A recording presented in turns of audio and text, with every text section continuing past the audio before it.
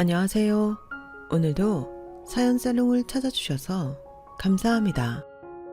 저는 지금까지 길지 않은 인생을 살았지만 그동안 내내 평탄한 적이 없었던 삶을 살았습니다. 요즘에는 이런 인터넷 공간에 익명의 힘을 빌려 자신의 말 못할 고민이나 사연을 털어놓는 사람들이 많더군요.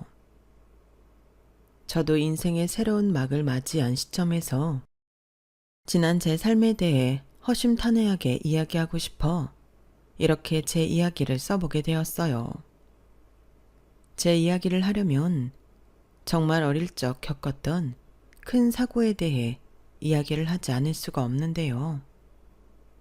저는 6살 때 큰 화재로 인해 부모님을 모두 잃고 혼자 기적적으로 살아남았어요. 그 화재는 저희 가족이 살고 있던 빌라 전체를 집어삼켰던 화재였고, 저희 집 바로 아랫집에 콘센트 누수로 인해 발생했다고 합니다. 한밤중 모든 주민들이 잠들어 있을 때 갑자기 발생하게 되어서 당시 자고 있던 많은 주민들이 큰 피해를 봤었어요. 당시 소방대원분의 말씀에 따르면 저희 엄마는 물에 적신 이불로 저를 돌돌 말고는 온 몸으로 안아주고 있었다고 해요. 현관문 앞에 절 안고 쓰러져 있는 걸 본 소방대원 덕분에 저도 구사일생 할 수 있었고, 그때부터 저는 할머니랑 같이 살게 된 것이었죠. 아이고, 불쌍한 것. 아유, 불쌍한 내 새끼. 요 어린 것이 무슨 죄가 있다고. 이 할미랑 가자. 이제부터 이 할미랑 살자. 저는 그때의 기억은 하나도 안 나지만 할머니의 저 말은 지금도 어렴풋이 기억이 납니다. 할머니는 저를 부둥켜 안고 계속해서 저를 달래주셨고, 끊임없이 불쌍한 내 새끼, 불쌍한 내 새끼 하시며 저를 쓰다듬어 주셨거든요. 할머니와 저는 당연하게도 항상 가난했습니다. 할머니는 가족 이야기를 그렇게 많이 하시진 않았지만 아마 화재로 인해 재산의 상당 부분을 손해봐서 더 형편이 어려운 것 같았어요. 할머니는 늘 구분 등으로 뒷동산에 새벽 일찍 올라가 캐온 나물들을 시장에 팔기도 하고, 주말이면 폐지나 빈병을 주워 팔기도 하시면서 절 키워주셨죠. 저는 화재 사고 때문인지 예전 기억이 하나도 없었어요. 그래서 할머니가 보여주는 엄마 아빠 결혼식 사진을 보며 두 분의 얼굴을 익힐 수 있었죠. 할머니는 늘 결혼식 사진을 볼 때마다 제게 아빠를 많이 닮았다는 이야기와 한복이 너무 더워 혼났다는 말만 하셨어요. 그 외의 가족들에 대한 이야기는 전혀 하시질 않았고요. 할머니, 이때는 머리가 까맸다. 근데 엄마 아빠 주변에 이 사람들은 다 누구야? 알 거 없어. 그 사람들은 그냥 들러리고 너는 네 애미애비만 기억하면 된다. 이제 그만 보고 자. 이 사람들은 가족 아니야? 근데 왜 우리는 우리 둘만 살아? 친구들인가? 가족 아니야. 가족은 너랑 나 둘뿐이다. 얼른 자라니까. 그래서 저는 할머니 말대로 가족은 저희 둘뿐이라고 생각하고 살았습니다. 저희가 살던 곳은 경기도 외곽 쪽이었는데 당시만 해도 그냥 시골이었어요. 몇몇 동네에 신도시가 들어선다 어쩐다 해서 동네 분위기가 어수선했던 기억은 나지만 그때 당시 고작 어린 아이였던 제가 뭘 알았겠나요. 그저 할머니 도와 시장에서 장사를 하거나 아니면 친구들이랑 칼싸움을 하며 뛰어놀기 바빴죠. 그런데 제게는 치명적인 단점이 하나 있었어요. 또래 친구들보다도 훨씬 더 불을 무서워한다는 것이었습니다. 하루는 친구들이 어디서 돋보기를 가져와 불장난을 하고 노는데 아무것도 모르고 같이 놀던 제가 한순간에 눈을 까디집고 발작을 일으킨 거였어요. 애들이 놀라 시장으로 뛰어갔고 소식을 들은 할머니가 장사하던 걸 다 내팽개치고 제게 달려오셨었죠. 그게 시작이었어요. 저는 그 후로 TV 뉴스에 나오는 화재 뉴스만 봐도 벌벌 떨면서 오줌을 지렸고 못 모르는 동네 아이들은 그런 저를 놀리기 바빴죠. 이 연구 또 오줌 싸. 남자가 돼서 불이 뭐가 무섭다는 거야. 아, 이거 완전 겁쟁이네. 야, 이영구, 또 오줌 쌌어. 그럼 저는 아무것도 못하고 울고만 있었고 애들이 놀라는 소리에 매번 할머니가 달려오셔서 애들을 내쫓고 저를 데려가 주셨어요. 그리고 몇 번 그런 일이 반복되자 아예 저를 데리고 시장에 같이 가셔서 장사를 하셨고 일부러 저에게 매일 저녁마다 라면을 끓이게 하셨어요. 저는 항상 무섭다며 울고 할머니는 제 엉덩이를 때려가면서까지 어떻게든 라면을 완성하게 하셨죠. 울면서라도 해. 오줌을 지리든 말든 계속 하라고. 라면 하나 못 끓여서 어떻게 살래? 이 할미가 백날 첫날 같이 있을 줄 알아? 이런 겁쟁이는 내 새끼 아니야. 뭐해? 얼른 다시 불 켜. 그렇게 거의 반년이 넘도록 매일 저녁 할머니와 지옥 같은 시간을 보냈답니다.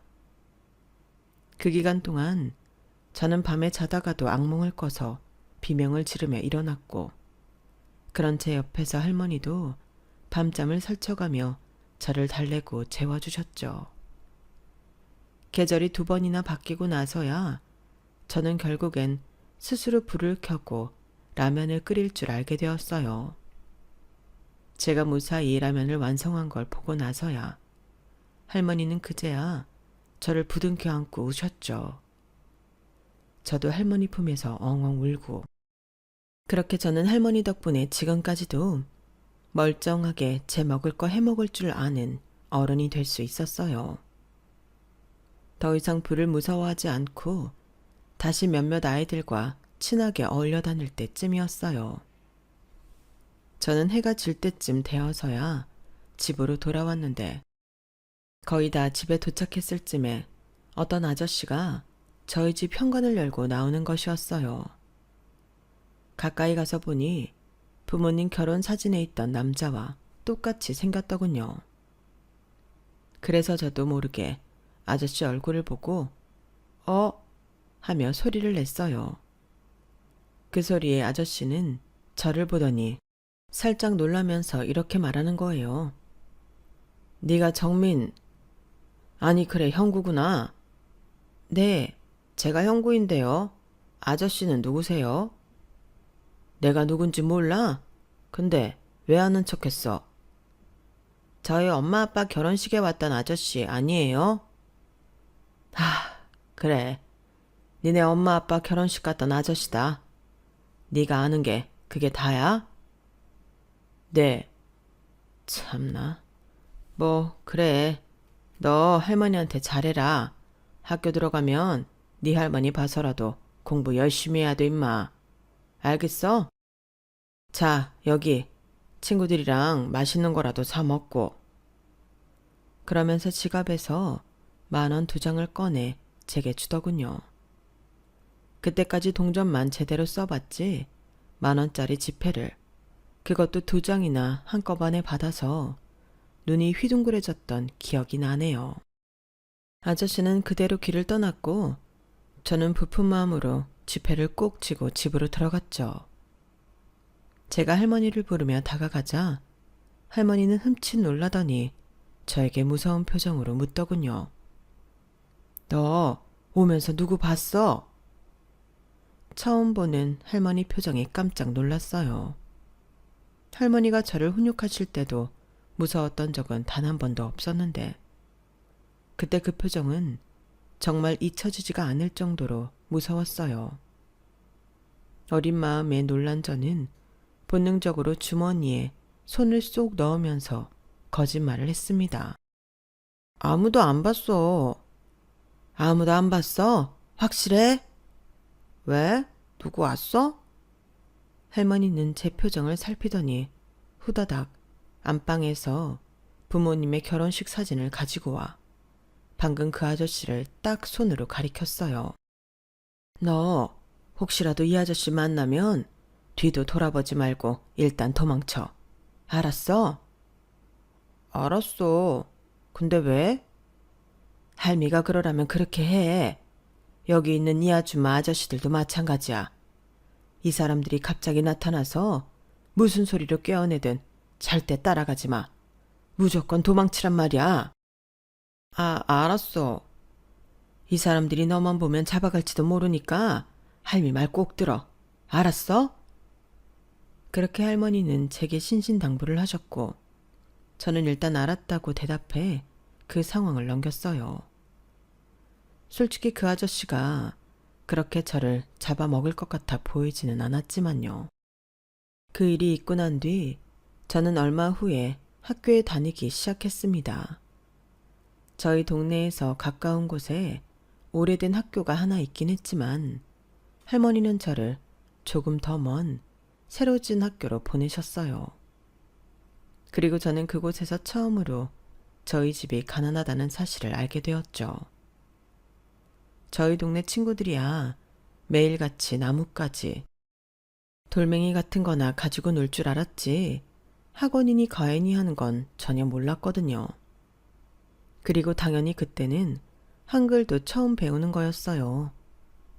하지만 학교 아이들은 글을 쓸 줄 아는 것은 물론 TV에 나오는 외국인같이 영어도 잘하더라고요.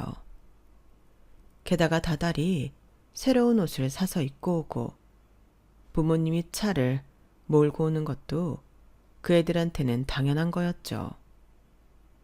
쉬는 시간에는 같은 학원을 다니는 친구들끼리 수다를 떨고 수업이 끝나니 우르르 같은 학원차에 올라타서 가버리더군요. 당연히 저는 아이들이랑 어울릴 수가 없었어요. 도무지 대화가 통하질 않았으니까요. 그런데 정말 충격적이었던 것은 짝꿍이었던 여자아이의 말이었어요. 미술 시간이 되자 가방에서 색연필 세트를 꺼내더니 제게도 자기 색연필을 쓰라고 내미는 거예요. 야, 오늘 준비물 색연필이야. 너도 내 거 같이 써. 알고 있어. 근데 왜 네 거를 빌려줘? 너 색연필 없잖아. 어떻게 알았어? 너희 집 가난하잖아. 지금 생각해보면 그 아이는 선의를 베푸려고 했던 게 더 컸던 것 같아요. 다만 어려서 어떤 말을 가려야 하는지 아닌지 판단을 못했을 뿐이죠. 덕분에 저는 커다란 충격을 받았고 얼굴이 새빨개진 채로 짝꿍의 색연필을 빌려 썼어요. 준비물도 제대로 못 챙겨오고 다른 아이들보다 공부도 눈에 띄게 못하고 대화도 안 통하는 가난뱅이인 제 자신이 너무나 창피하더라고요. 그래서 저는 그나마 남들보다 잘할 수 있는 걸 하기 시작했는데 그게 바로 공부였습니다. 생각해보면 다른 애들과 저와의 공통점이 딱 하나. 같은 교실에서 같은 수업을 받는다는 거였어요. 저는 그것만이라도 잘해보자는 생각을 하게 된 거죠. 친구도 없고 돈도 없는 저에게는 그 누구보다도 시간이 많았으니까요. 저는 저에게 있는 시간을 전부 투자해서 공부를 하기 시작했고 성적은 눈에 띄게 좋아지게 되었답니다. 중학교에 올라가게 되니 전교에서 등수를 다투는 학생이 되었고 더 이상 저를 가난하다고 무리에 껴주지 않거나 피하는 애들은 없어졌어요. 아무래도 저는 일찍 철이 들 수밖에 없는 환경이었는데 아무리 생각해도 제가 계속해서 공부를 잘 해야만 나중에 빨리 큰 돈을 벌고 할머니랑 편하게 살 수가 있겠더라고요. 그래서 공부를 더더욱 손에서 놓을 수가 없었죠. 제가 중학교에 진학할 때 할머니는 더 이상 나무를 캐시지 않고 집에서 김밥을 여러 줄 말하다가 파시곤 했는데 동네 아주머니가 그 모습을 보고 저희 할머니에게 일자리를 제안해 주셨어요. 여기서 김밥 마실 바에야 자기가 하는 분식집에서 일하자면서요.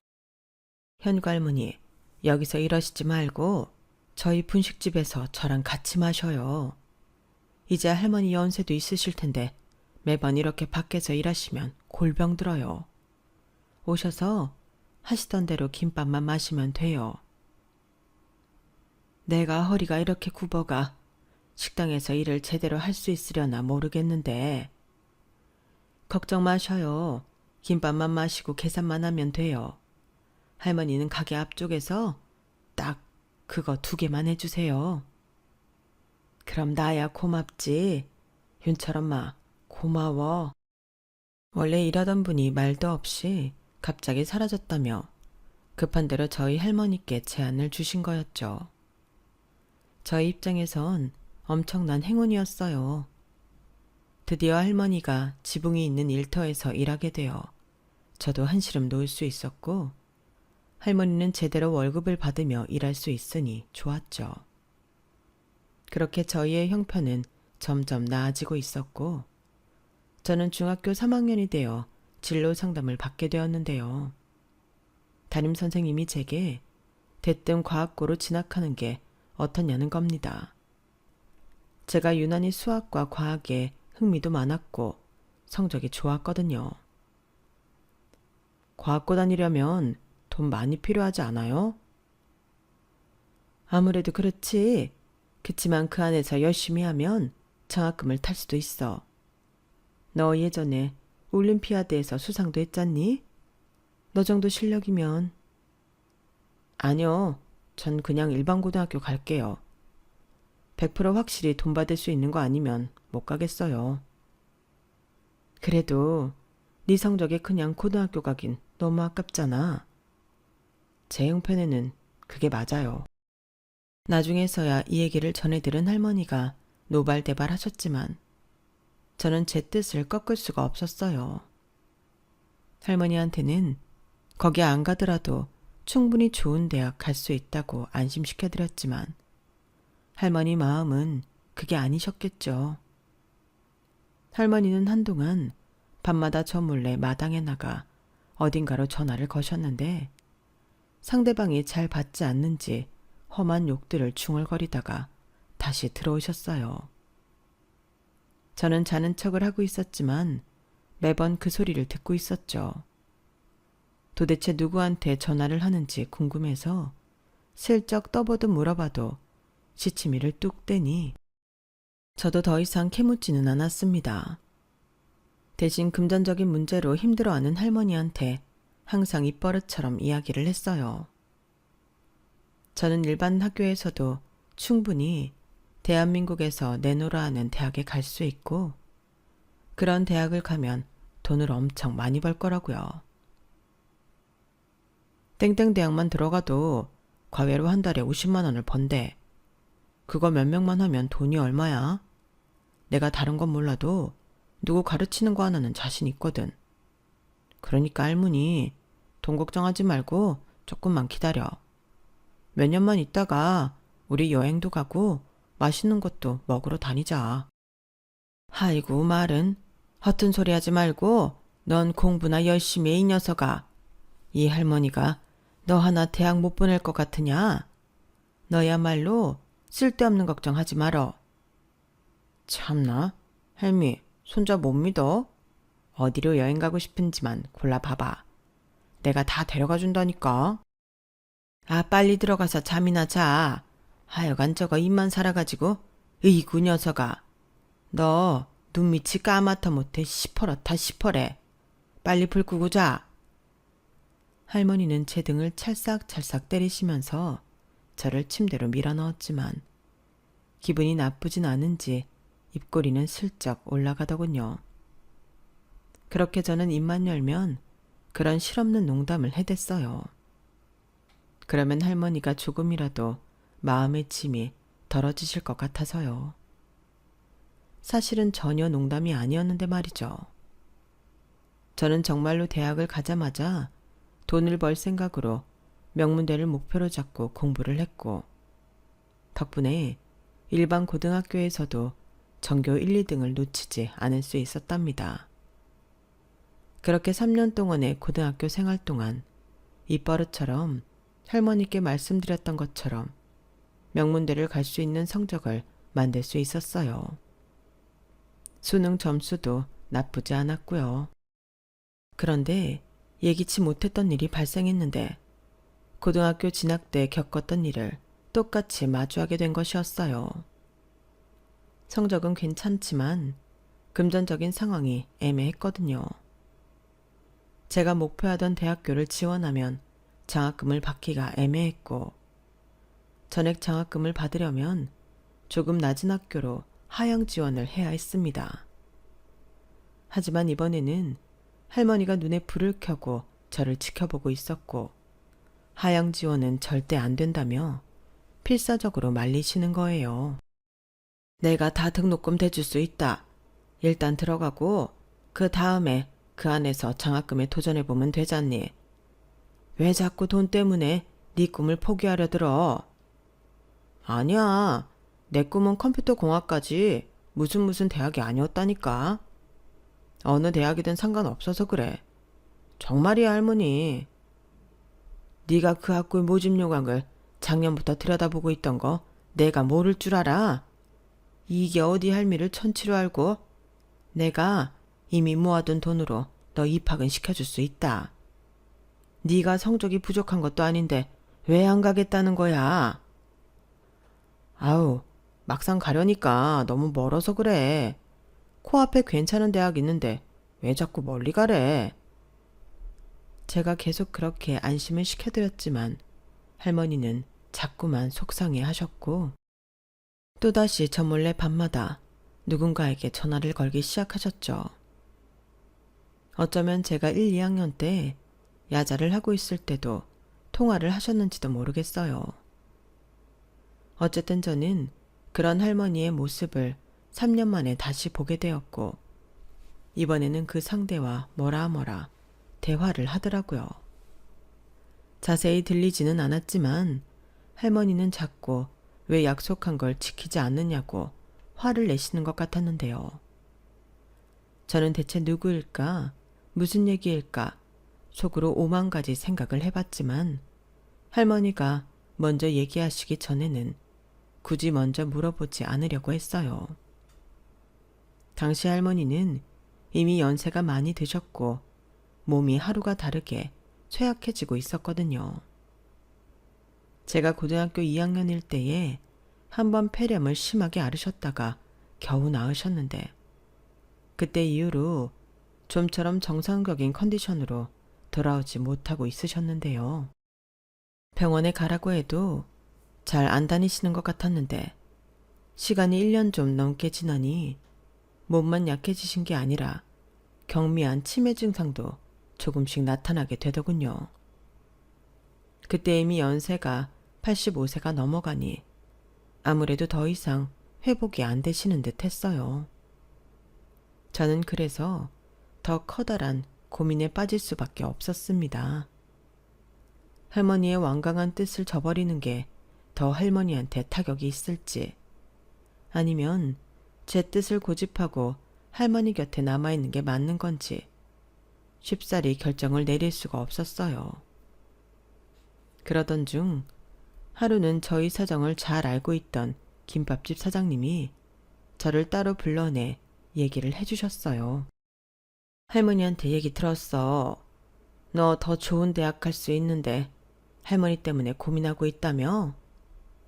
아니요. 저도 여러 방안으로 생각하고 있는 거예요. 굳이 멀리까지 학교 다닐 이유는 없으니까요. 내가 같이 일하면서 할머니를 잘 봐드릴 테니 할머니 걱정 말고 네 진로에 유리한 방향으로 결정하렴. 우리 현구 효자인 거 온 동네 사람들이 잘 알고 있지. 근데 할머니 마음은 그게 아니야.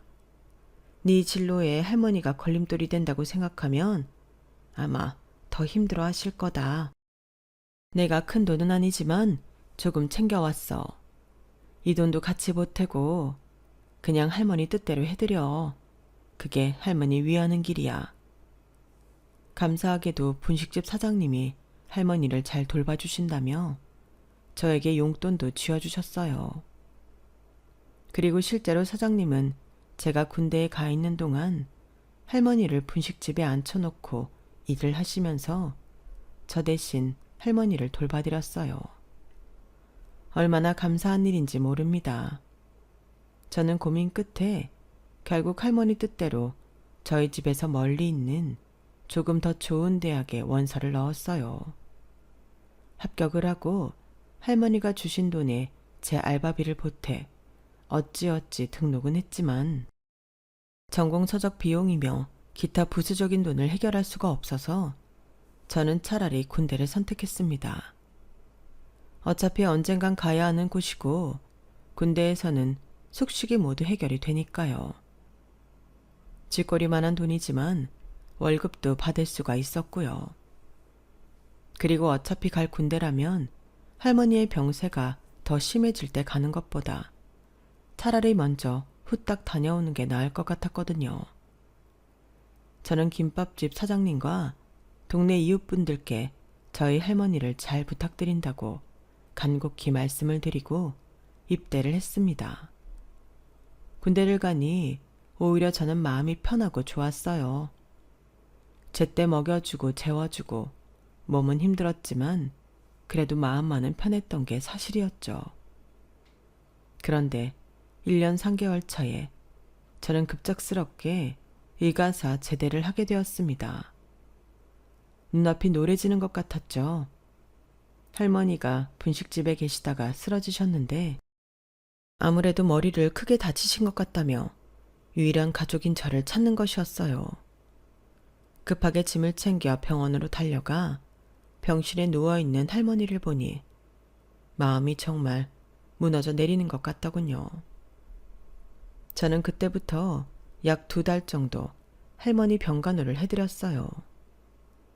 기력이 많이 쇠한 할머니는 치매 증상이 더 심해지셨는데 그때마다 저에게 아유, 내 아들 형구, 불쌍한 내 아들 형구 하시면서 제 볼을 쓰다듬으면서 우시는 거예요.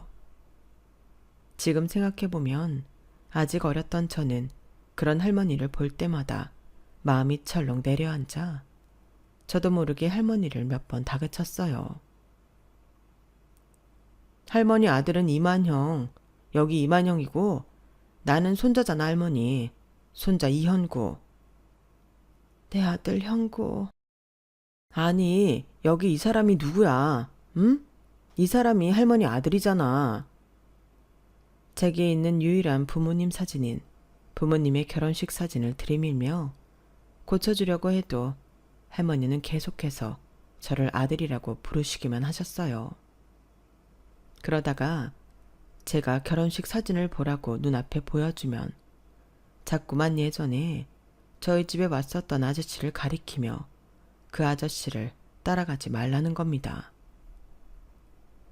이 사람 절대 따라가지 말어. 어딜 내 새끼 뺏어가려고. 어림도 없지. 형구 너 이 사람 보자마자 도망가라고 했지? 기억하지? 그래 기억해. 이거 이제 그만 보자. 할머니가 갑자기 너무 흥분을 하시면서 이야기하시니 저는 그 다음부터는 더 이상 그 사진을 꺼내지 않았어요. 그리고 저는 결국 할머니한테 마지막까지 아들 소리를 듣다가 할머니를 보내드려야 했습니다. 장례식장에는 몇몇 동네 사람들이 와주었고 휴가 나온 군대 동기들도 몇 명 들렀다 갔어요. 저는 애써 의연하게 조문객들을 대했지만 망망대해에 혼자 떨어지게 된 것 같아 정신을 차릴 수가 없었습니다. 앞으로 혼자서 어떻게 살아가야 할지 막막하기만 하더군요. 발인을 하루 앞둔 새벽, 웬만한 조문객들은 다 돌아가고 혼자 빈소를 지키고 있는데 어떤 중년의 남자가 장례식장에 들어서더군요. 반사적으로 몸을 일으킨 저는 그 남자를 보자마자 온몸이 굳어버렸어요. 그 남자는 오래전에 저희 집에 한번 왔다 갔던 할머니가 그토록 마주치지 말라던 바로 그 아저씨였거든요.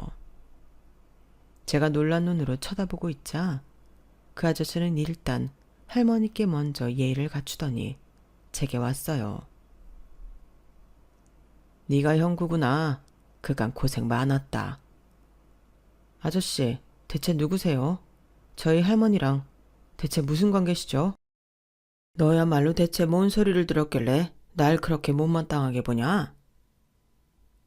할머니가 돌아가시기 직전까지 당신 보면 도망가라고 하시던데 대체 할머니한테 무슨 짓을 했길래 그러냐고요?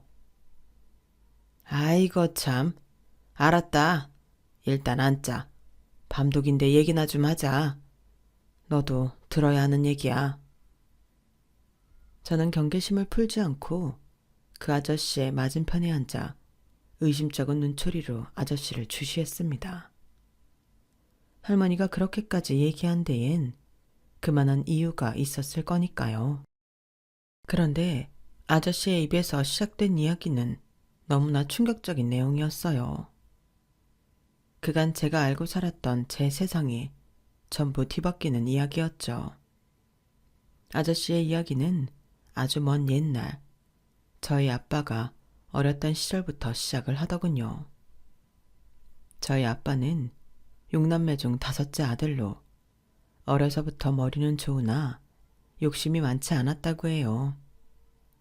그리고 욕심 많은 형과 누나들 사이에서 혼자 유일하게 막내를 챙겨주고 업어 키우다시피 했는데 그 막내가 바로 절 찾아온 그 아저씨라고 합니다.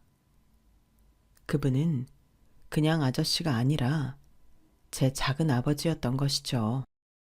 제 친할머니는 작은 아버지를 출산한 지 얼마 지나지 않아 병으로 세상을 떠나셨는데 할아버지는 회사 일로 집에 있을 때가 많지 않았고 막내 아들 육아를 전부 큰 자식들에게 맡기셨다고 합니다. 무관심한 할아버지와 욕심 많은 형 누나들로 인해 아빠와 작은 아버지는 늘 방치되어 있었다고 해요. 그런 두 사람을 챙겨준 건 앞집에 살고 있던 명순이 이모였는데 그분이 제 친할머니의 친한 친구이자 제가 할머니로 알고 있었던 그때까지 절 키워주신 분이었던 것이죠. 너희 왜 맨날 피죽도 못 얻어먹은 것처럼 길바닥에 있니? 형 누나들은 학교 갔는데 저희끼리 뭐 먹을 게 없어서요. 그럼 아무거나 주방에서 꺼내 먹으면 되지. 뭘 이러고 죽치고 앉아있단 말이야. 주방에 먹을 게 없어요. 형부가 니네 밥도 안 해주니? 너희 형 누나들이 밥 안 차려줘? 아빠와 작은 아버지 말에 집안을 잠깐 들어와 살펴본 명순이모는 하나도 관리가 안 되어 있는 집안을 보고는 할 말을 잃었다고 하네요. 젊었을 적 화마로 하나뿐인 아들을 잃은 뒤 남편마저 집을 나가버리자 명순이모는 그때까지 가족도 없이 홀로 살고 있었다고 해요. 어린 작은 아버지는 몇 번이나 명순이모가 낮잠을 자다가 악몽을 끄고 허우적거리는 걸 봤다고 합니다. 아들 잃은 슬픔에서 벗어나지 못하고 살던 명순이모는 오히려 당신 아들과 비슷한 또래인 아빠와 작은 아버지를 잘 쳐다도 보지 않고 딱딱하게 대하셨다고 해요. 괜히 두 사람을 잘 챙겨주다가 먼저 간 아들이 생각나면 더 상처를 덜 쑤시는 꼴이 되니까요.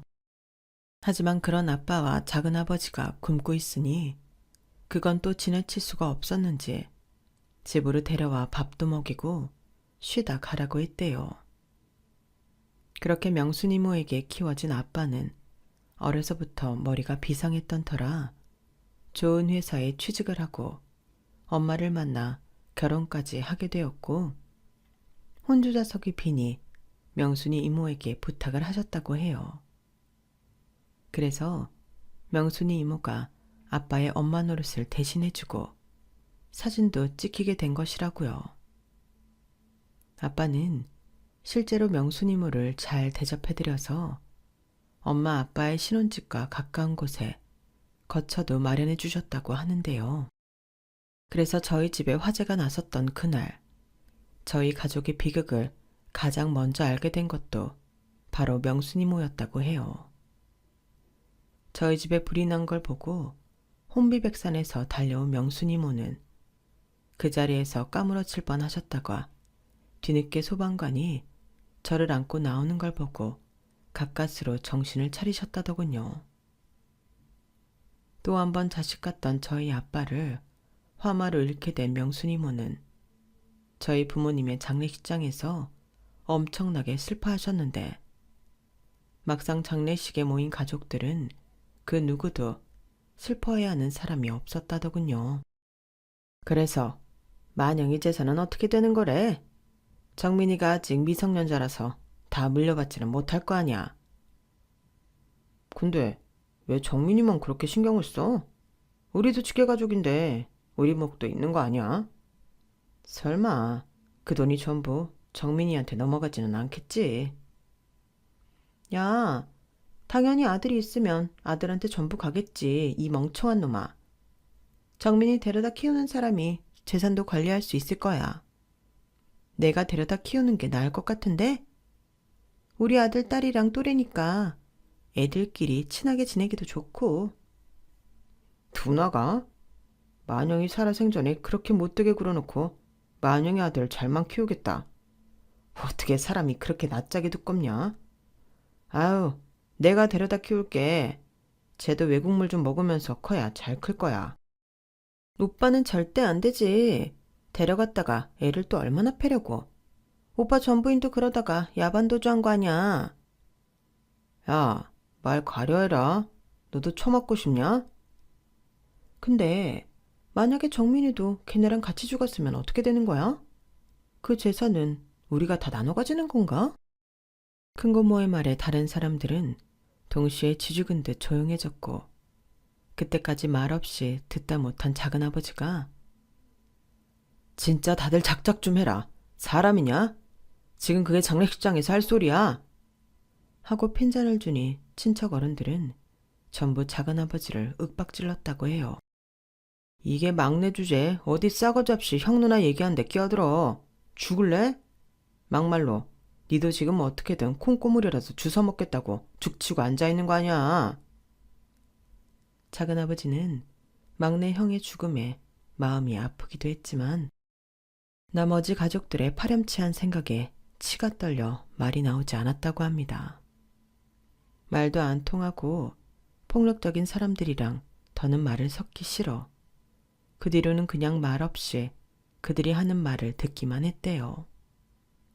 그리고 그 모든 걸 엿듣고 있던 명순이 이모는 그 즉시 저를 데리고 장례식장을 도망치듯이 빠져나왔던 것이죠.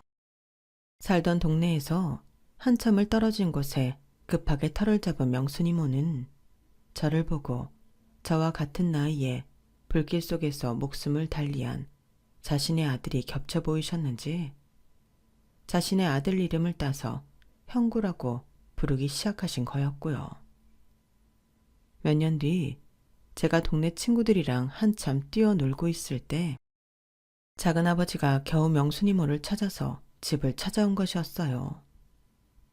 작은아버지가 마당에 들어서자마자 명순이모는 온갖 살림살이를 집어 던지며 내쫓으라고 하셨는데 작은아버지가 겨우 진정시키고 얘기를 했다더군요. 이모, 정민이는 어딨어요? 누가 정민이야? 니네 애를 왜 나한테서 찾아? 형 누나들이 얼마나 찾았는 줄 알아요? 걔 지금 실종 상태여서 다른 가족들이 걔 찾는다고 아주 눈에 불을 켜고 있다고요. 저도 여기 3년 만에 찾았는데 그 양반들이라고 못 찾을 것 같아요. 그러니까 정민이는 나한테 없다니까 그러네. 왜 없는 애를 잡고 나한테서 찾느냐고. 애 형구라고 부르신다면서요. 이모, 이러시면 안 돼요. 걔 학교는 보냈어요? 애 학교는 보내야 할 거 아니에요. 너 어렸을 적에 네 형 누나들 중에 너 보듬어준 사람이 만영이뿐이 더 있었어? 네가 사람이면 이러면 안 되는 거지. 만영이가 살아생전에 너한테 얼마나 잘해줬냐. 그러니까 정민이를 제가 키워야죠. 다른 형 누나들이 애 제대로 키우겠어요. 그리고 그래야 정민이도 유산 제대로 물려받을 수가 있다니까요.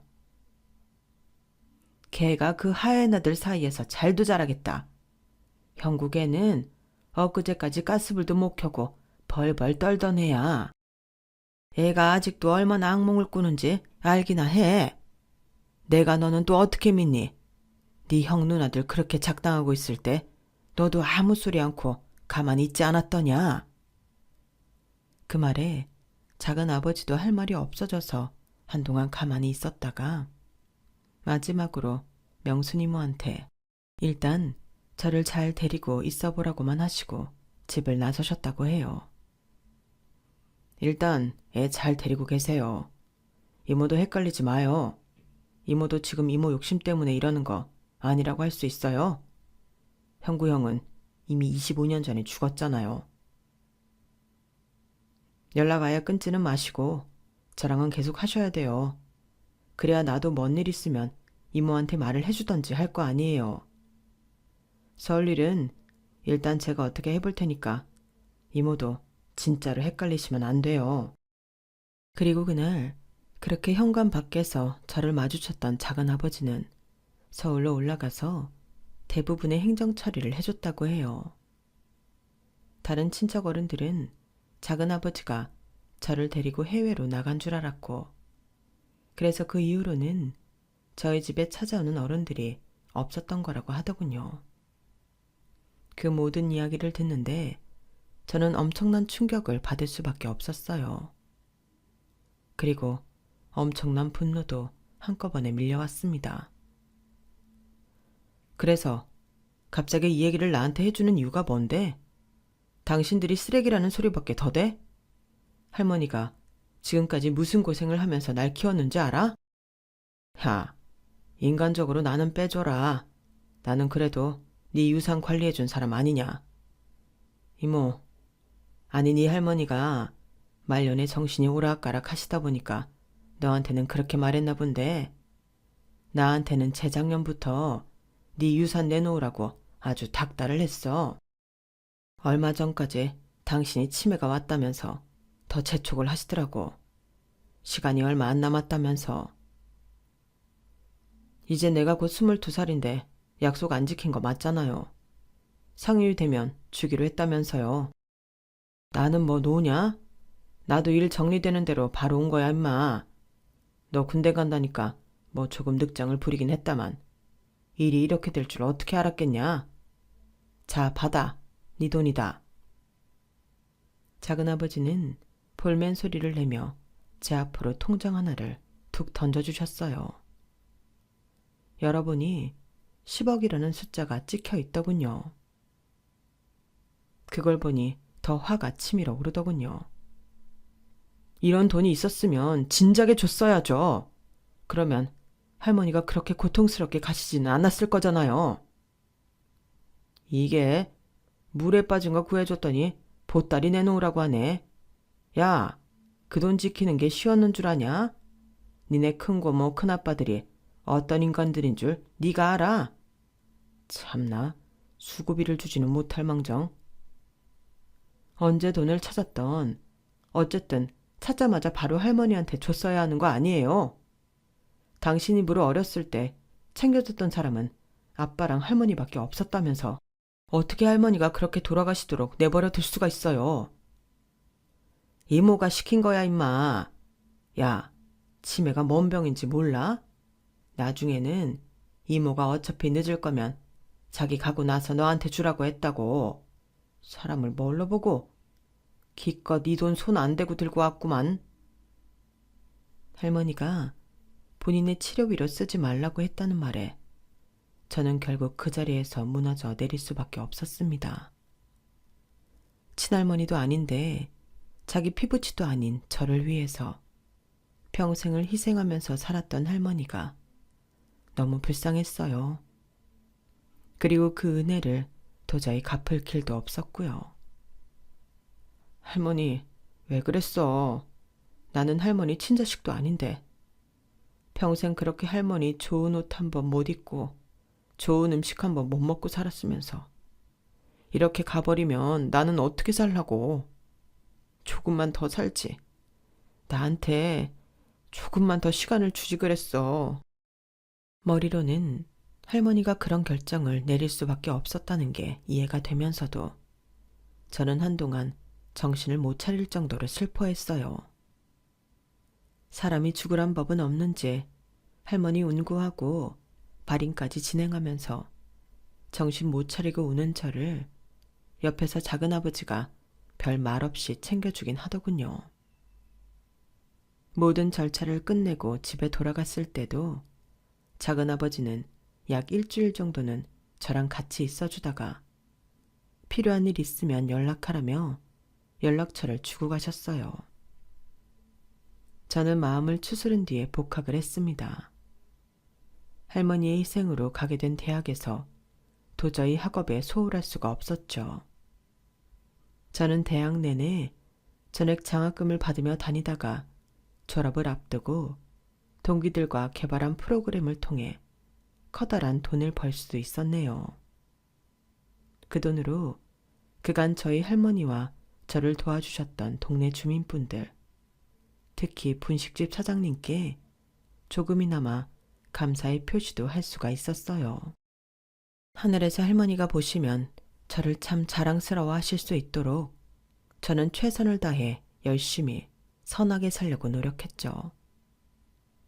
몇 년의 시간이 흐르고 나니 그리운 마음과 슬픈 마음은 어느 정도 무뎌졌지만 그래도 아직까지는 할머니가 조금 더 버텨주셨더라면 지금쯤 할머니랑 같이 손잡고 여행도 다니고 맛있는 것도 먹으러 다녔을 거라고 생각이 수시로 드는 건 어쩔 수가 없네요. 하지만 할머니는 제가 계속 슬퍼하는 걸 원치 않으실 테니 앞으로도 더 씩씩하게 살아갈 겁니다. 제 사연을 들어주신 분들도 모두 지금 계신 가족들한테 더 잘해주고 더 많이 좋은 시간을 보내시길 바랍니다. 행복하세요. 여러분, 사연 댓글에 응원과 현명한 조언 부탁드려요. 좋아요와 구독은 저에게 큰 힘이 됩니다. 오늘도 좋은 일 가득하세요.